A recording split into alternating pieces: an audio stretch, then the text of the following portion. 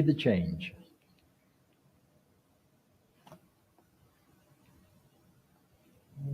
So the talk today is, how do we live in a world that we describe and we talk about? How do we live in a universe where we have this amazing power? We've talked about God as a power, as an energy, as a beingness in the world, not as something out there somewhere or someone out there somewhere. We've talked about how it works by working through us and by working for us, by working through us and by being operative in our thoughts and minds. And then the big question, and it's interesting, this question goes way back in philosophy, back as far as there's been philosophy, where at some point someone is saying, this is what the ideas are, this is the truth, how then shall we live? And that really is where we are today. How then shall we live? What shall we do? We say in this teaching all the time, there's a power for good in the universe greater than we are, and we can use it. A power for good in the universe greater than we are, and we can use it.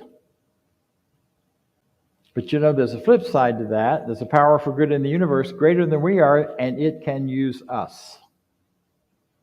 Now, when I first heard that second part, I was like, no, I left that religion. I already been through that religion where God will use you, but you're gonna have to suffer a lot first. You have to give up everything that matters to you, and you're gonna have to just, lay down your life because your life doesn't matter, but the only thing that matters is what we tell you. We being whatever the church idea at the time was. But that's not what we're talking about. We're not talking about this idea that the power for good in the universe is something you have to conjure up, or that it uses us by turning us into something other than who we are. But rather, this amazing energy, this amazing power we call God, or spirit, or life, or infinite intelligence. That's a word I used to use a lot. I haven't used it much lately. Infinite intelligence. And we could use that. Well, how do we use it? There are kind of two sides to this. How do we use it, and how does it use us? So how we use it is setting intentions, a lot like what Maya was talking about.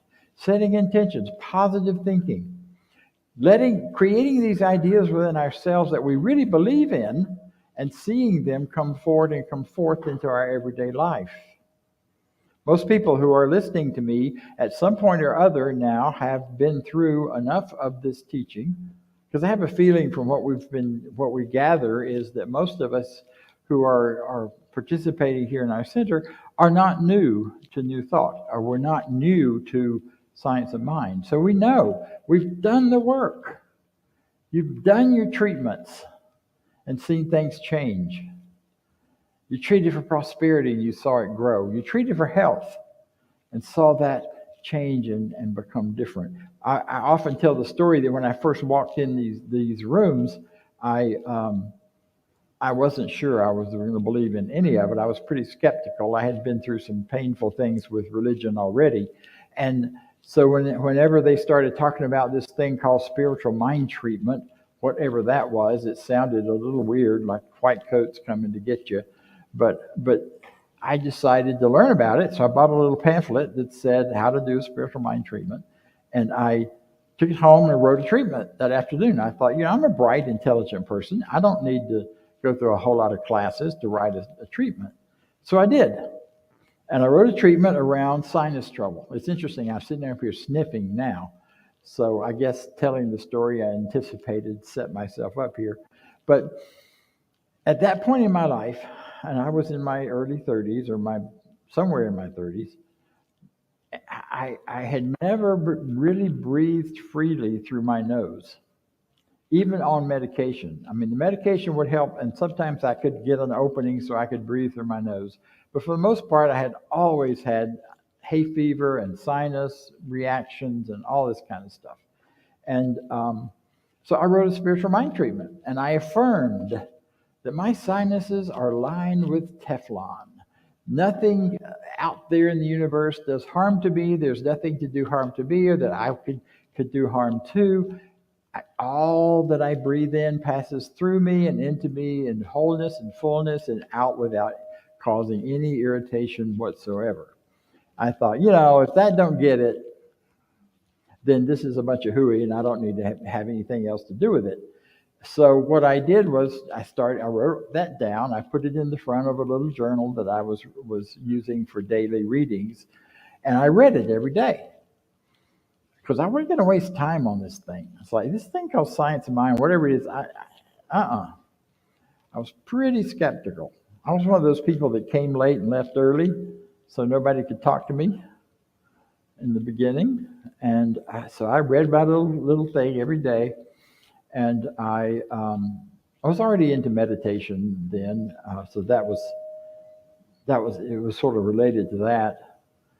And about 5 or 6 weeks later, I noticed that I had stopped taking any of the medication for sinus stuff. And then I also was aware that I was breathing through my nose. I would wake up in the morning and I could take a deep breath, and I didn't have to always breathe through my mouth, which meant I wasn't drooling nearly as badly on pillows and things. So I went, wow, there is something to this power for good in the universe, and I can use it. And I can use it for my own health. I can use it for health work with other people, which I've done much of as I learn more and more about the teaching. So part of the way we learn to use it is by learning how to think differently in a positive, powerful way. And that's all a spiritual mind treatment is. It's an argument with ourselves to talk us into something that we already wanted to believe anyway. It's also that I learned a lot about cleaning up my thinking as a way to use this power. Treating for that wonderful, perfect relationship, and then talking bad about anybody I thought might be available. Want a relationship that's going to take care of me the rest of my life, but rich people are not people to be trusted or part of or any of that. I mean, just all sorts of ways in which we contradict ourselves in our minds. I'm just throwing these out as examples, because those contradictions get in the way of allowing the Spirit, this one power, to do for us what we say we want. Because the only way it can know that is by what we believe in and what we keep saying to ourselves and believing about ourselves. So we begin to train and retrain our minds to know these truths, to speak the truth, to claim prosperity. And a lot of people in the world right now are struggling. A lot of people in this country are struggling because things are a little shaky. But you know what? Those of us in this country are so much richer than many, many, many, many people in the world. There's some things online that you can do that can measure your income versus the rest of the population, and you see just how rich we really are. But even with that, to feel that richness, we've got to be able to see it and focus on it and appreciate it.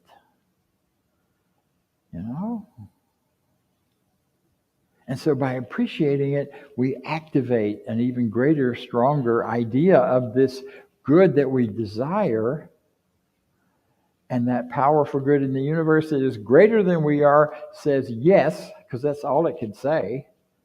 That's why it's so difficult when you say, well, I want this, but I can have just enough. So that power says, yes, I want this, but I don't think I deserve it. And the power says yes. So we get that constant thing. So it's really, in terms of using it, what I begin to learn, and what I learn and what I'm still teaching, is the idea that we get clearer and clearer in our thinking, and that power activates in the world around us and brings those things into our lives which we are naming and desiring. Greater health, greater wealth, wonderful relationships, and rich opportunities to give our gifts in what people call work. Now, the flip side of this is it can use you. And as I said, It ain't a bad thing. It doesn't turn you into something other than who you are. It uses you. And the way you know how to volunteer for that using, for that divine power to move in you and through you and use you, is what do you desire? What's your passion? What's your heart calling you to? And it says, this universal power, there, go be that. Yes, that's what I want to use you to do. I want to use you to be an artist. I want to use you to be a singer. I want to use you to be a construction worker. I want to use you to be a happy person. I want to use you to do all of it. Or I want to use you to be a miserable person. You know, some people really enjoy their misery. I had an aunt and uncle who fought, dish-breaking, screaming fights their whole marriage. And when he died, I thought my aunt was going to be so pleased because she had called him every name I had learned, all the cuss words from them watching them fight. And you know what? She was devastated because she so loved and cherished him. But a big part of what she cherished was that somewhere where she could safely fight. And I'm like, well, that's a little interesting. Universe said, yes, I'll use you to be the one to fight. That's what you want to do. Didn't do harm to anyone but the two of them, maybe their kids, maybe their nieces and nephews a little bit, but we survived. So it's saying it's using us to be that which we want to be anyway, and what we like to have as our highest and greatest good. Another way that you can see how it's using you is as you allow yourself to grow through the stages of life and you emerge into greater and greater expressions of good, and sometimes different. The things that I thought were fabulous a few years ago, I'm not so keen on right now. I wanted to live in New York City when I was in my 20s. I thought it would be the hottest, fastest, most fabulous thing in the world. Well, in my 50s and 60s, I lived in Philadelphia. That was just down the road from New York, and I made a lot of trips up there to see plays and whatever. And I got very clear, I didn't want to live in New York. It was fine for me. It would have been fine for me in my 20s, but it wasn't fine for me at that age because it just wasn't a value I carried anymore. And so this divine energy moving through us didn't put me there. It didn't say, oh, yeah, but you wanted this in your 20s, so you got to go do it now no matter what. Well, a lot of us get in trouble when we start thinking we have to carry those values and those desires over the various ages. And when we get to wherever we are, whoever we are, we forget sometimes that I get to choose now, today, who I am to be, not based on something I had in the past and never got. So this thing can use us by helping us to become that which we desire to be. So it's like a big loop. On the one hand, we're using it by declaring and claiming that which we want, and at the same time, it's using us by helping us to become that which we have declared. And it's a natural process. There's another part to this, and that is that whole, in that receiving and becoming, there's something called emergence. And it's that law that says, that spiritual law that says, we are already designed to become that which we desire to be our greatest good. It's already built into us. We don't have to make anything happen. What we have to do is align with it in a way that allows it and allows us to simply grow naturally into who we are. I learned this really young. When I first moved to my third school in the second grade, and I was kind of enamored by a couple of kids that sat on the front row. I sat in the back because I was the new kid and I was scared to death. But I thought, those are some folks I would love to be friends with. And through some magic that I didn't understand at the time, I'm sure I did it in my paying attention, but I had no self-awareness at that point. We became best buddies. and best friends, and were all the way through high school and still to this day. If I got into trouble, or if I needed some help, or if I needed to reach out to someone I know I could count on, one of those people would be it. And actually, there are a couple of people from those days. We don't talk to each other very often. We don't need to. We know that solid ground is there. How that happened? It just emerged, because it's a natural process for those kinds of things to go on. So here we have it. It's using us. We're using it. We declare our truth, prosperity, greatness, goodness, and all of that. Then my question to you and to myself, and this is the one that just knocked me out of my chair this morning as I was getting ready for this talk, because I thought, why am I feeling uncomfortable about speaking about this? And I realized, in some ways, given all that we have been through in the last 3 or 4 years, COVID, lockdown, you got to wear a mask, not going to wear a mask, all of those conversations and happenings, it's easy for us. I think it's become easy to lose faith, to lose hope, to lose the idea that these things really work.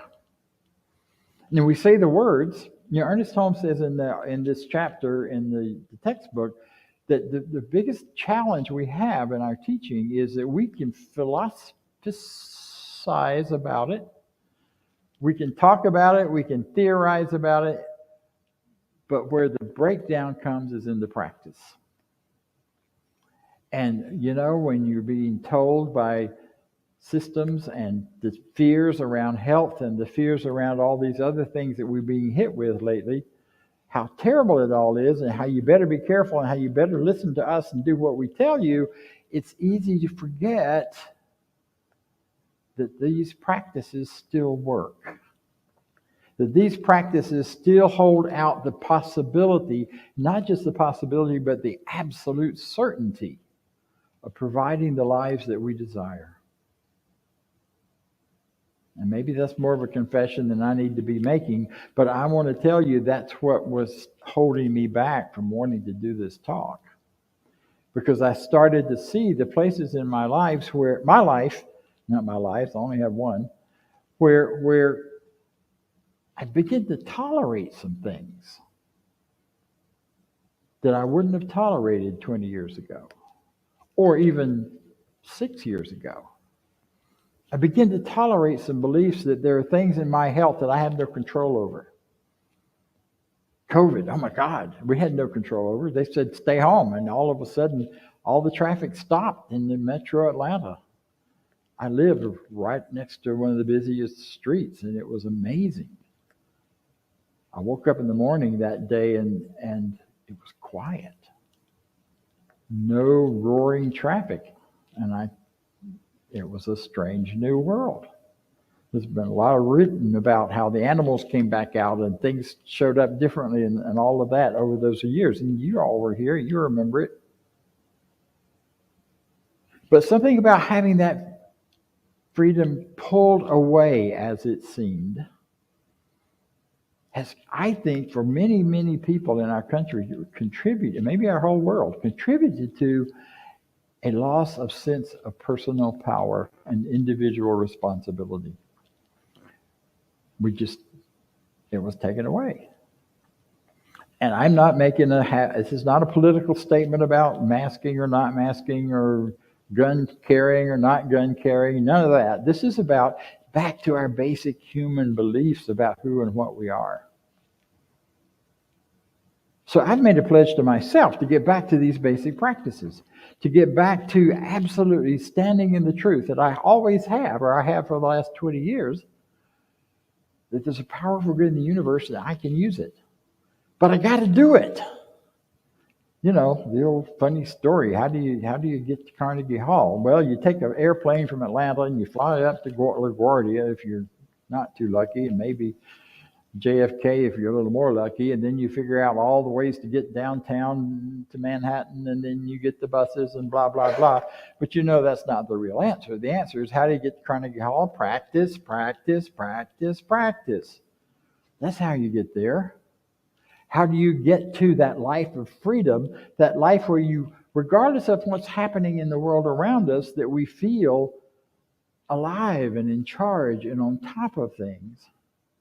How do we get there? Practice. Old-fashioned for some of us, if we've been around a while. Things like you start your morning by naming what is my ideal day today. Not what's going to be done and what's going to happen to me, but my ideal experience of this day. Today I want to have joy. Today I want to have freedom. My phone is responding. Today I want to have the opportunity to love somebody, to touch a life in some way. I mean, whatever that is for you. Today I want to get the dishes done without hating it. I mean, that might be a start. On some days it is for me. Start your day with an affirmation of what do I want to accomplish today, and what does this power for good in the universe do? It says, okay, we'll support that. And I'm going to move through you to become a better housekeeper, or whatever else your version of that is. And see, what's so important then is that we start keeping track in our minds and on paper of those times when that happens. When you declare your truth, you declare your desire, you recognize what you want to have a greater experience of, and then it occurs. One of the things that happens over time for those of us who've been in this teaching a long time is that it happens so much, it becomes kind of automatic.